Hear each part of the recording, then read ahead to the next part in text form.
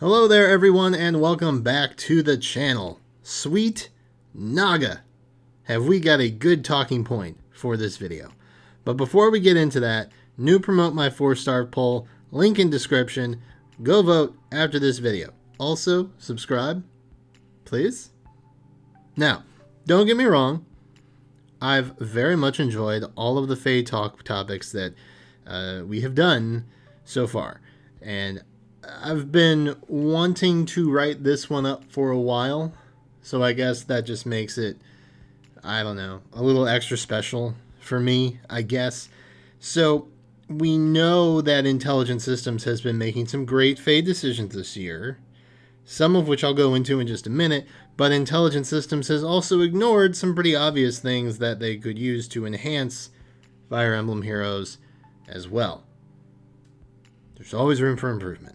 So that's what this video is about. The features that have improved FEH this year, as well as some of what I still want to be in the game, regardless of how extravagant or minor they may be. So, to start, let's focus on the positive. Yeah, this year, FEH saw the compile feature, which allowed us to trade in divine codes for hero manuals.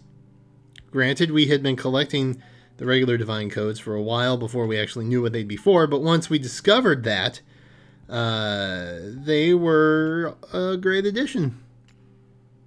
You know? On top of that, we also got unlimited codes to redeem for new and special hero manuals every month via rewards that aren't necessarily all that hard to get. So it's basically just like getting free skill fodder, which is a beautiful thing. And while manuals were great, there was something to top it.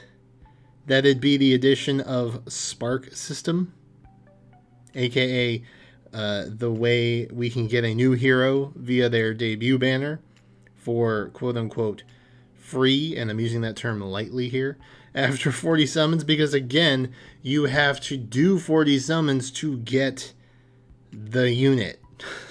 I don't know that it's free. Whatever. This, to me, was the best thing that we got this year. I had actually started changing my method on how I approached new heroes banners back in January, where I was only likely to really focus on one of the new units to try and acquire.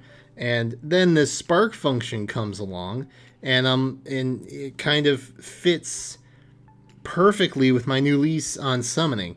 And on top of that, it pairs with the Forging Bonds events, meaning we get 4 additional tickets, which also count toward the overall total summonings needed to spark. So for each new hero banner, you can get a unit that you want, guaranteed, for 135 orbs after factoring in free pull tickets and assuming you summon on every stone per circle. That is a good deal. It's crazy, right? We also saw the practice of adding 4-star focus heroes to each new and special hero banner. While this means the 4-star is likely to be much weaker and, I'll be honest, less exciting base kit wise, if it's a character you really enjoy and would likely build up anyway, you're able to acquire them much easier and even plus 10 them on their introductory banner. Some examples of this that I have personally partaken in this year would include units like Wrath and Young Marth. 2 best boys I would definitely pull for anyway. Additionally, these 4-star normal focuses didn't stay at the 4-5 rarity after their debut. Rather, once their banner ended, they were put into a normal pool, if it was applicable, at the 3-4-star rarity, meaning we don't have to deal with the awful reality of getting pity broken by a 5-star that could have just as easily been a 4-star, if not more easily been a 4-star. Because rates evidently matter. Except for Altana. Please, IS, move her to the 3-4 rarity. My heart jumps into my throat literally every time I see her shadow pop into my summon sessions, and I can't deal with that. One more fantastic thing was the coming of trait fruits, which, albeit was very recently. Trait fruits finally gave us the option to change IVs on units that we have acquired. Finally, the ability to get rid of a terrible Bane and mediocre Boon. Plus, it also works on neutral stats like Formas and Grails. Beautiful. I am coming for you, Plus Attack Har. Please, just wait for me. Now, that we've talked about some of the things that have been better decisions in Fire Emblem Heroes this year, maybe we dive into a few things from my wish list, shall we? Granted, there are other things that IS has done this year that commend applause, but I'm impatient and I want to talk about the stuff that I still want in the game. So that's what we're going to do. So, 2 words. You ready for this? Animated portraits. I know we used to have something like this back when the game launched, and it was only for select characters. Granted, it was only if you pulled them during summoning. They'd get like an animated reveal, which was pretty awesome. But I imagine the novelty kind of wore off once Marth was like a 3-star. You know, not a whole lot of hype needed for summoning a Gen 1 3-star. But I mean, it was still pretty cool. Like, let's be real. However, that is not really what I'm talking about. See, I'm talking about live 2D portraits. And fine, maybe they don't want to do that for every character, or even select ones. But pull a Shadowverse and let us acquire items in-game to turn ones that we want into the live 2D units. You know? A little touch like this would actually make the aesthetic of the game much more appealing. Make it prettier, IS. Give me live 2D, Ike, please. Just do it. I want my boy in 2D live. Another nice addition that I'd like to see is some tile diversity. And this is something that I don't know that a lot of people think about, but Fire Emblem maps have gotten pretty creative with tiles over the years, but I feel like that's an area FEH is lacking in. While enemy units can be challenging, right? Navigating the proper route within a map can make or break a run. FEH knows little of this complication. I mean, we have tree tiles that restrict the movements of certain units, but I mean, trees, not super exciting.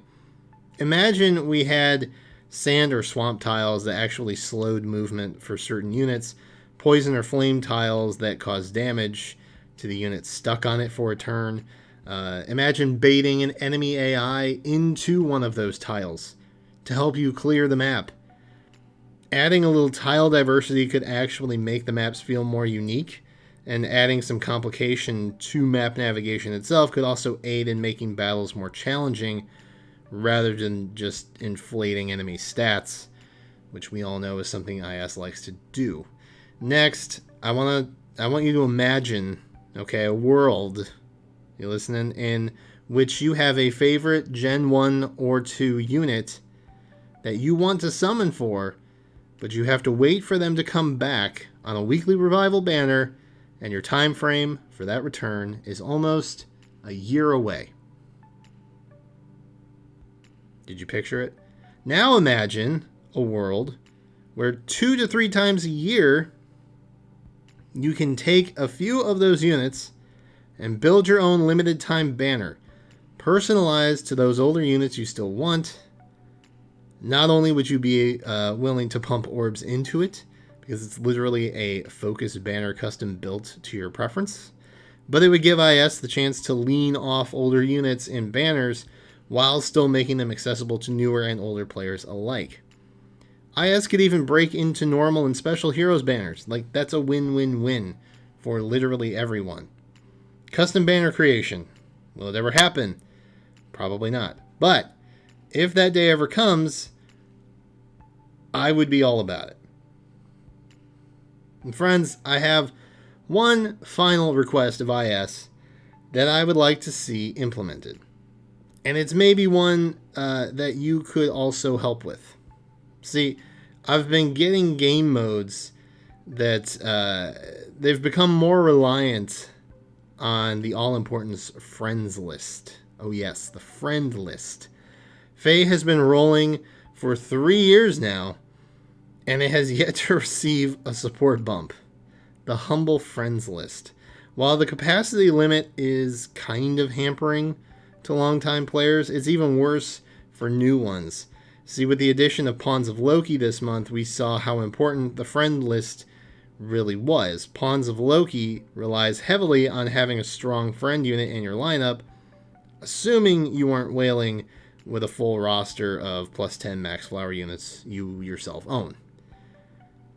So I guess to tack on free-to-play players into that category wouldn't really hurt either.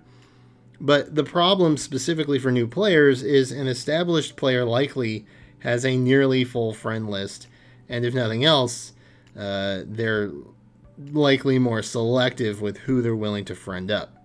Meaning, new players aren't likely to get a lot of helpful friend units, which means likely lesser enjoyment from fun new game modes like Pawns of Loki.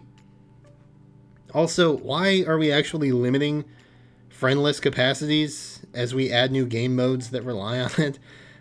This isn't anything new. Like, friend slots started getting much more competitive for high tier players back when they dropped allegiance battles on us, and that was a while ago. Am I crazy? Should we not have more friend slots available? Like, I usually have a good 20 people wanting to get on my friends list every week, but like, I'm at cap, man. There's not much I can do about that. I want to let you all use my insane Bride Micaiah, Summer Rhea, Apotheosis Anna. I want to share the wealth. IS will not let me. So, if you want to help me lead the movement of getting our friend list capacity increased, send some feedback to customer support. You can do so by going to Miscellaneous from the bottom navigation bar on the game home screen. Select FAQ/etc, customer support, and then feedback. I'd file it under features you'd like to see. Always remember to be polite, though, and respectful when submitting feedback. And if you want, you can just use the sample feedback that I have provided in the video description. Easy peasy. Granted, you don't have to, but it's definitely something I've been focused on this year. And for that matter, if you have a feature you would like to see, use the same method to submit your own feedback request. The development team is always ready and willing to hear from us on how they can improve the game, despite what some cynical users on message boards may frequently tell you. And that there's actually one more thing that I'd like to see from IS, but it's actually a big enough topic that it is its own video. So come back tomorrow and hear me preach the gospel of what Faye really needs in the game. But that's tomorrow's business. For now, let me know in the comments what you're on about in terms of things you'd like to see happen in Faye.